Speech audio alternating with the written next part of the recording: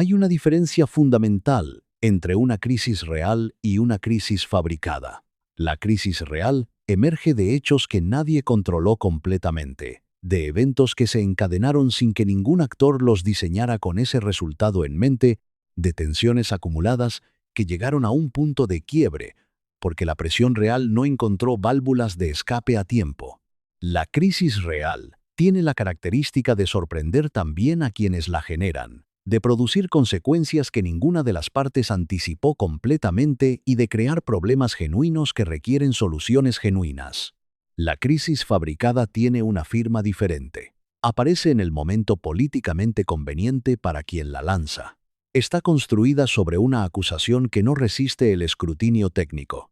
Y tiene como objetivo principal no resolver el problema que anuncia, sino producir un efecto político interno para el gobierno que la genera. El caso del buque cubano José Martí en Coatzacoalcos, Veracruz, tiene todas las características de la segunda categoría. El barco llegó a aguas mexicanas con los permisos correctos. Fue inspeccionado por la Marina de México, que es la autoridad competente para determinar qué buque puede atracar en puertos mexicanos y bajo qué condiciones. Su tripulación incluía científicos de Cuba, Venezuela y México que realizaban investigación oceanográfica documentada. Atracao en Coatzacoalcos para reabastecerse y reparar un motor, que son las dos razones más rutinarias por las que cualquier barco en cualquier océano del mundo hace una escala en un puerto cercano. Lo que hizo la Casa Blanca con eso fue convertirlo en un incidente internacional de primer orden. El buque fue descrito como un barco espía comunista equipado con tecnología rusa y china para monitorear plataformas petroleras y comunicaciones militares norteamericanas en el Golfo de México. Y Trump lanzó en redes sociales un ultimátum de 48 horas. México debía expulsar el barco o la Marina de Estados Unidos intervendría militarmente. Quédate. Porque lo que está ocurriendo en este episodio no es solo una crisis bilateral más entre México y Estados Unidos. Es un caso de libro de texto sobre cómo se fabrican crisis internacionales cuando un gobierno necesita distraer la atención de sus problemas internos, cómo México está respondiendo a esa fabricación y qué significa para el orden geopolítico regional que esa respuesta sea la que está siendo.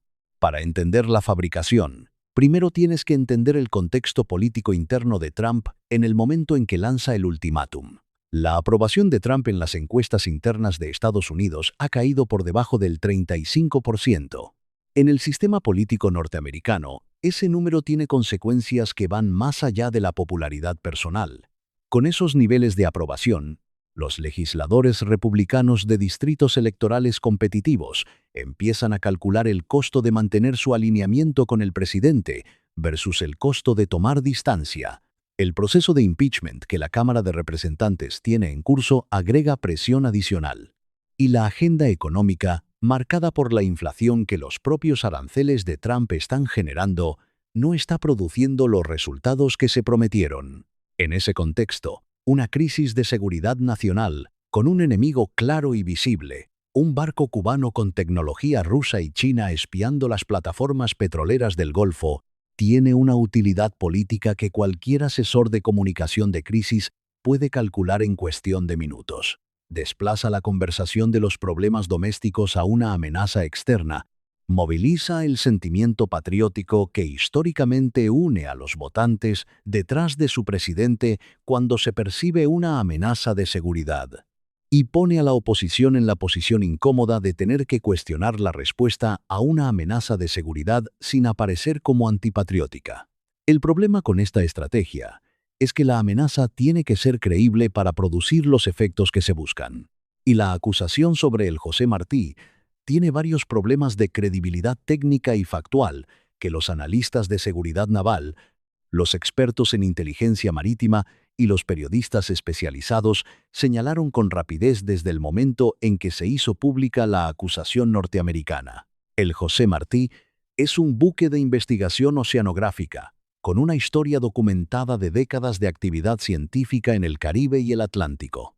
Sus características técnicas son consistentes con las de un barco de investigación civil y no con las de una plataforma de inteligencia electrónica militar.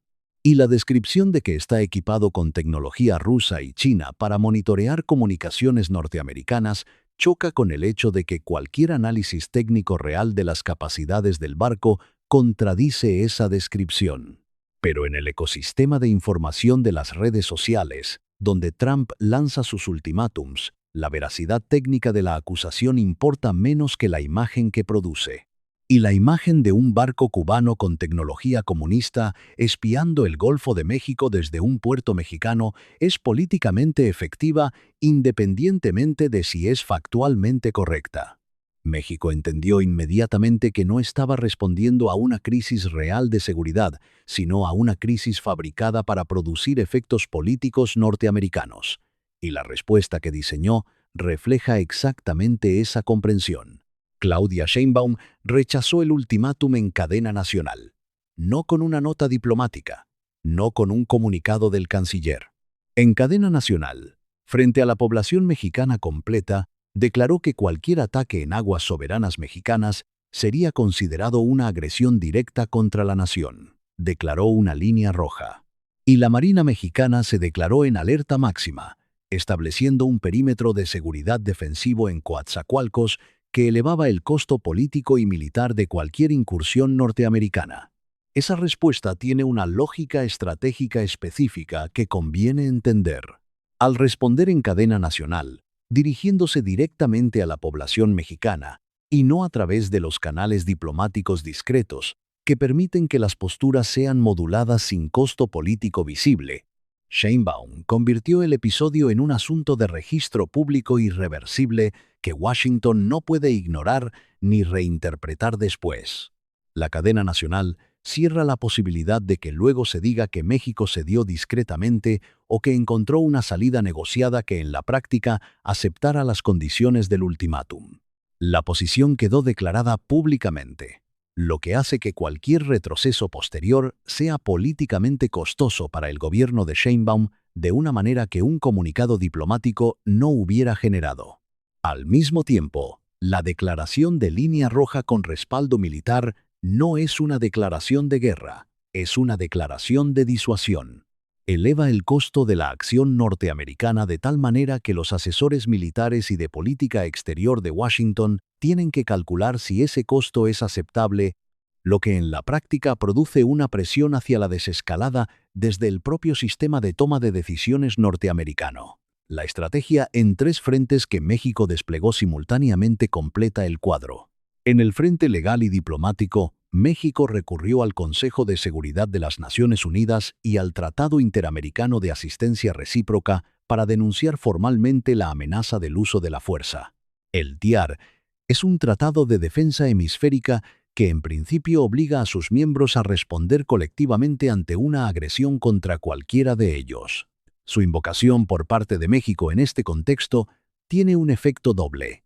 Crea un registro jurídico internacional de la amenaza norteamericana y activa un mecanismo que obliga a otros países de la región a posicionarse formalmente sobre si consideran que la amenaza de Trump constituye o no una agresión ilegítima. En el frente de la coalición internacional, las respuestas fueron rápidas y significativas. Brasil bajo Lula da Silva y Colombia bajo Gustavo Petro expresaron su respaldo total a México. Canadá y la Unión Europea llamaron a la desescalada, que es la formulación diplomática que indica que no respaldan la postura norteamericana sin entrar en una confrontación abierta con Washington. La respuesta internacional confirmó el patrón que hemos visto en otros episodios de esta crisis. América Latina se cohesiona frente a la presión norteamericana y los aliados europeos tradicionales de Washington no respaldan abiertamente las posturas más agresivas de la administración Trump.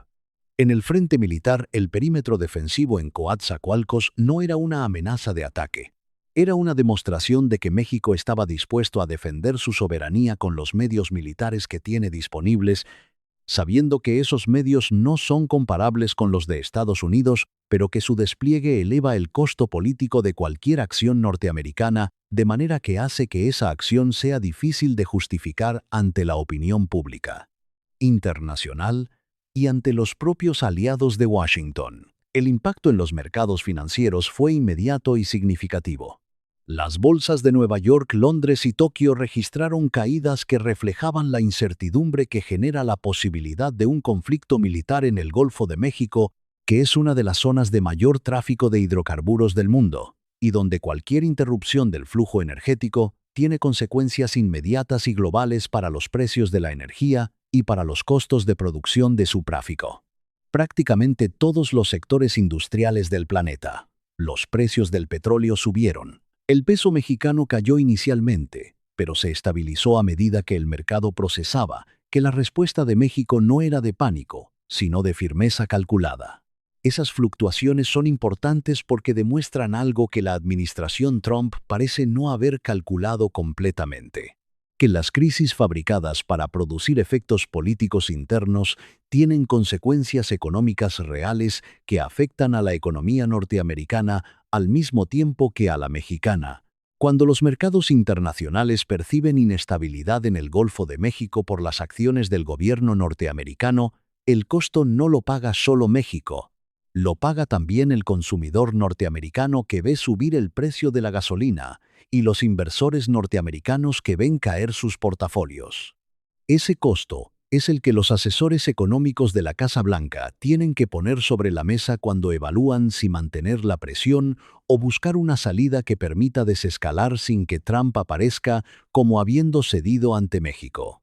El patrón geopolítico más amplio que este episodio confirma es el que venimos documentando en este canal desde hace meses. Cada vez que Washington usa una crisis fabricada o una amenaza desproporcionada para presionar a México, produce dos efectos que van exactamente en la dirección contraria a sus objetivos declarados. Cohesiona a la sociedad mexicana detrás de su gobierno de manera que supera cualquier división interna que el gobierno pueda tener y acelera la construcción de alternativas regionales al liderazgo norteamericano, que antes avanzaban lentamente y que bajo presión se construyen con una velocidad que el sistema político norteamericano no suele anticipar. El error de cálculo de Trump en este episodio, como en los anteriores, es creer que la amenaza produce sumisión. En el México de Sheinbaum, la amenaza está produciendo el efecto contrario, y en el marco geopolítico más amplio, cada episodio como este empuja a más países latinoamericanos a calcular que la dependencia de Washington como garante de seguridad y como socio comercial principal tiene riesgos que antes no calculaban con la misma claridad. Eso no significa que América Latina esté a punto de romper con Estados Unidos. La interdependencia económica es demasiado profunda para que eso ocurra en el corto plazo. Pero sí significa que se están construyendo las bases para un orden regional donde Washington tiene que competir por la influencia que antes ejercía sin competencia visible, donde los bloques como el BRICS y la CELAC tienen una legitimidad creciente y donde las decisiones de política exterior de los países de la región se toman con una consideración mucho más explícita de las alternativas a la alineación norteamericana. Ese es el nuevo orden que los episodios como el del José Martí están acelerando. No porque nadie lo haya diseñado con ese objetivo, sino porque las consecuencias no intencionales de la política exterior de Trump están produciendo exactamente los resultados que más debilitan la posición de Estados Unidos en el hemisferio occidental a largo plazo. ¿Logrará México mantener su postura de firmeza si la presión norteamericana escala más allá de los ultimátums en redes sociales hacia acciones concretas de la Marina norteamericana en el Golfo? ¿Tiene la coalición latinoamericana que respalda a México la cohesión suficiente para mantenerse unida si Washington aplica presión bilateral individual sobre sus miembros más vulnerables? ¿Y cuántos episodios más como este necesita la política exterior de Trump para que el daño a la posición de Estados Unidos en América Latina sea estructuralmente difícil de revertir? Pero hay una dimensión de este episodio que merece análisis específico porque conecta con algo que hemos visto en todos los conflictos anteriores entre el gobierno de Trump y el gobierno de Sheinbaum. El patrón de fabricación de crisis que Trump está usando con México tiene una lógica que funciona muy bien en el mercado político norteamericano, pero que tiene efectos secundarios en el mercado político internacional que la administración no está calculando correctamente. En el mercado político norteamericano, la narrativa del barco espía cubano en el Golfo de México produce exactamente lo que cualquier consultora de comunicación de crisis recomendaría en una situación de baja aprobación y proceso de impeachment en curso. Un enemigo visible, una amenaza de seguridad concreta, una postura de firmeza que hace que el presidente parezca proteger al país de una agresión exterior. Funciona. Las encuestas inmediatamente posteriores al ultimátum de Trump mostraron un repunte en sus números de aprobación entre los votantes republicanos más leales. Pero eso no es todo lo que producen esas narrativas. En el mercado político latinoamericano, la misma narrativa produce exactamente el efecto contrario. Unifica a los países de la región detrás de México porque todos ellos entienden que lo que se está haciendo con el José Martí podría hacerse con cualquier barco de cualquier país que en algún momento haga escala en cualquier puerto mexicano. Si la sola presencia de un barco con tripulantes cubanos y venezolanos en aguas mexicanas puede ser convertida en una acusación de espionaje que justifica un ultimátum militar, ningún país de la región que tenga relaciones diplomáticas o comerciales con Cuba, Venezuela, Rusia o China puede sentirse seguro de que su propia actividad comercial o diplomática no va a ser el próximo pretexto para una presión similar.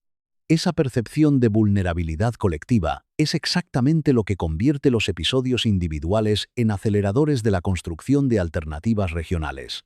No porque los países de la región estén ideológicamente alineados contra Estados Unidos, sino porque la gestión del riesgo les exige construir las instituciones y los acuerdos que reduzcan su exposición individual a ese tipo de presión. La CELAC, el BRICS, los acuerdos bilaterales que México ha firmado con Canadá y con la Unión Europea, el artículo 5 de la ALCE, todos esos instrumentos tienen en común que reducen la vulnerabilidad de cada país miembro a la presión unilateral norteamericana. Y todos ellos avanzan más rápido cada vez que Trump lanza un ultimátum sobre un barco de investigación científica. Eso es el efecto acumulativo de la política exterior de Trump en la región. Una aceleración involuntaria de la construcción del orden multipolar que Washington dice querer evitar. Hay también una dimensión energética de este episodio que los análisis políticos suelen pasar por alto, pero que es fundamental para entender por qué el Golfo de México es el escenario donde Washington elige hacer estas demostraciones de fuerza. El Golfo de México no es solo agua, es la mayor concentración de infraestructura petrolera del hemisferio occidental, con plataformas de extracción que operan tanto en aguas mexicanas como en aguas norteamericanas, con gasoductos que cruzan las aguas internacionales del Golfo y con rutas de transporte marítimo que llevan hidrocarburos a refinerías en ambos lados de la frontera. La afirmación de que un barco de investigación puede monitorear esa infraestructura desde una posición en Coatzacoalcos está diseñada para activar las alarmas de seguridad energética que los votantes norteamericanos asocian con la vulnerabilidad ante enemigos externos. En la retórica política norteamericana, el petróleo del Golfo y la seguridad energética son temas que generan reacciones viscerales que trascienden las divisiones partidistas. Poner en ese contexto al barco cubano es una decisión de encuadre comunicacional deliberada que busca exactamente esa reacción. Sheinbaum lo entendió, y al responder con la misma claridad y firmeza con que respondió a la amenaza de intervención militar directa, al elevar el José Martí al nivel de un asunto de soberanía nacional que no admite presión, está aplicando la misma lógica que ha aplicado en todos los conflictos anteriores. Que la única manera de que Washington calcule correctamente el costo de sus presiones sobre México es que México demuestre consistentemente que esas presiones tienen un precio, que no producen capitulación automática y que generan consecuencias que Washington tiene que absorber también. La consistencia en la respuesta a las presiones es exactamente la estrategia que le da a la postura soberanista de Sheinbaum su credibilidad.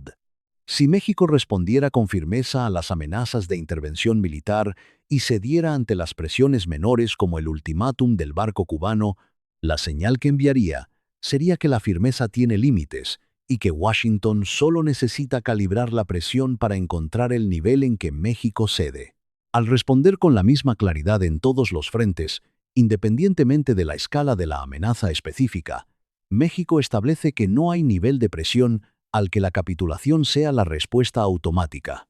Eso no significa que México no negocie, Significa que cuando negocia, lo hace desde una posición de principios claros y no desde la desesperación de quien no tiene alternativa.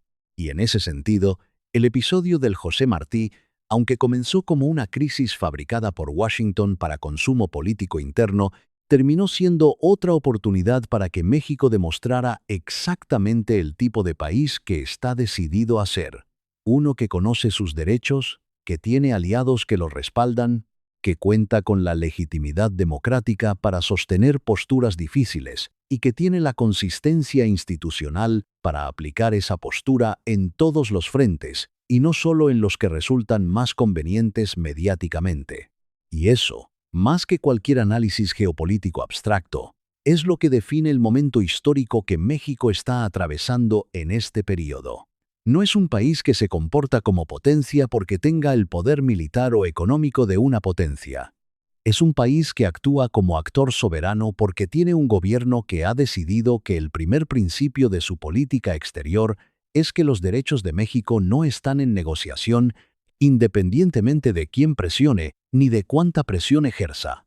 Ese principio, cuando se aplica consistentemente y está respaldado por la legitimidad interna que viene de construir hospitales, defender la soberanía energética y ganar elecciones con mayorías históricas, produce algo concreto que los ultimátums en redes no pueden deshacer: credibilidad política real y acumulada durante meses de posturas consistentes.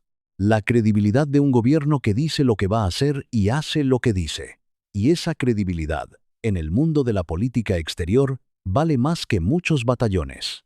Ese es el México que la crisis del José Martí ha vuelto a poner de manifiesto ante el mundo. No el México que cede ante el primero que levanta la voz. El México que responde, que documenta, que recurre al derecho internacional, que construye coaliciones, y que al final del día, cuando el buque levanta anclas y el ultimátum vence sin haber producido el resultado que buscaba, emerge del episodio más fuerte de lo que entró. La última lección de este episodio es que la escalada de presiones de Trump sobre México tiene una lógica de rendimientos decrecientes que Washington todavía no ha procesado completamente en toda su dimensión. Cada presión que no produce el resultado esperado requiere una presión más intensa para mantener el efecto político interno que busca. Pero cada presión más intensa produce una cohesión regional más sólida, un registro jurídico internacional más extenso y una distancia mayor entre Washington y los aliados que necesitaría para sostener sus posiciones a largo plazo. Es una espiral que gira en la dirección contraria a sus objetivos declarados, y el José Martí en Coatzacoalcos es el ejemplo más reciente. En este canal te vamos a seguir informando de todo lo que los medios no te cuentan completo. Si crees que esta información merece llegar a más mexicanos y latinoamericanos, comparte este video. Comenta qué piensas. ¿Crees que la crisis del barco cubano es genuinamente una amenaza de seguridad para Estados Unidos o es una operación política diseñada para distraer de los problemas internos de Trump? El debate está abierto. Suscríbete. Todo esto apenas ha empezado. El poder real está cambiando